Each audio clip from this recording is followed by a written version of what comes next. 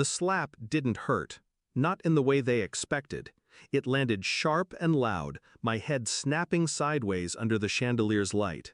The room went still, forks frozen mid-air, champagne flutes trembling in hands. Then came his fist in my hair, yanking me toward the door. My heels scraped across the marble. Guests shifted uncomfortably, but no one moved. At the threshold, he shoved me so hard I stumbled into the night air. Behind me, laughter. Slow, deliberate clapping. My brother's voice, clear and venomous. You had it coming. Before, people assume family is a safe place. Mine was a boardroom. Alliances, power plays, silent threats. My father was the king. My brother, the heir. Me? I was tolerated as long as I stayed useful. And for years I was. I ran the numbers for the family business, cleaned up PR messes, made problems vanish quietly. My father praised my efficiency in private, but never publicly. Credit always went to my brother. It didn't bother me, not at first. I thought loyalty mattered more than recognition. I was wrong. The breaking point. 2 weeks before that night, I'd caught the first crack. A supplier account in my name, one I never opened, draining funds into an offshore entity. The paperwork bore my signature, forged. When I confronted my father in his office, he leaned back in his chair, smirking. "You're overreacting. It's just bookkeeping." I knew it wasn't. It was laundering, and my name was the shield. When I said I was going to the authorities, he didn't argue.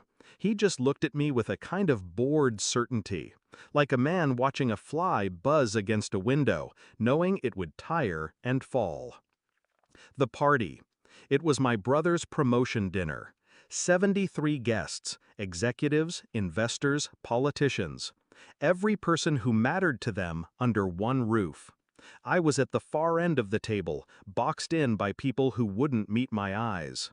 Halfway through the speeches, my father stood and, in front of everyone, accused me of sabotaging the company. Said I'd been mismanaging funds. I laughed. Quiet, unshaken. That's when he walked over, slapped me, and dragged me out. Theaters, a public execution. The applause from my brother was the final signature on a sentence they thought they'd written for me. The shift.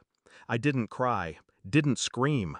I drove home, locked my door, and poured a glass of water. Then I picked up my phone. One call, to the only person I trusted more than myself, a forensic accountant I'd once saved from bankruptcy by killing a lawsuit against him. "I need you to open a file," I said. His voice didn't even hesitate. "Send me everything." The plan.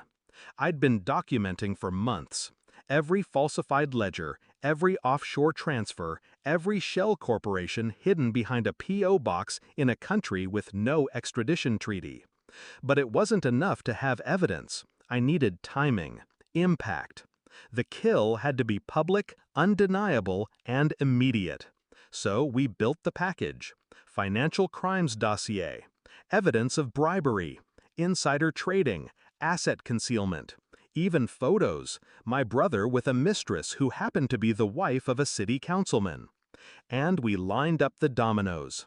The tax bureau, the anti-corruption task force, 3 major news outlets, all set to receive the file at 4 a.m. sharp. The execution. When the clock struck 3:59, I hit send. At 4:02, my accountant texted, "It's live." By 4:10, journalists were calling for comment. By 4:30, the task force had seized the company's servers.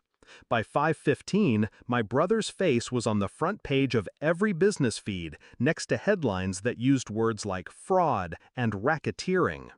By sunrise, bank accounts were frozen, properties flagged, deals dead. Everything they built, gone.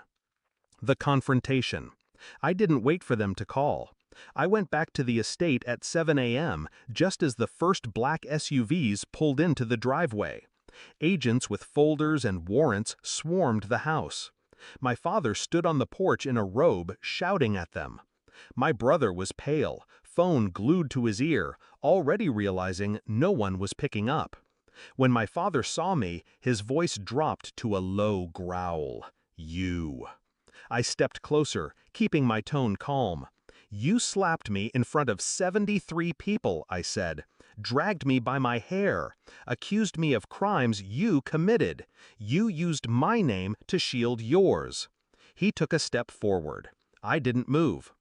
"I'm your father," he said, as if the word itself was an argument. "No," I said. "You're just a man who underestimated the wrong daughter." The fall.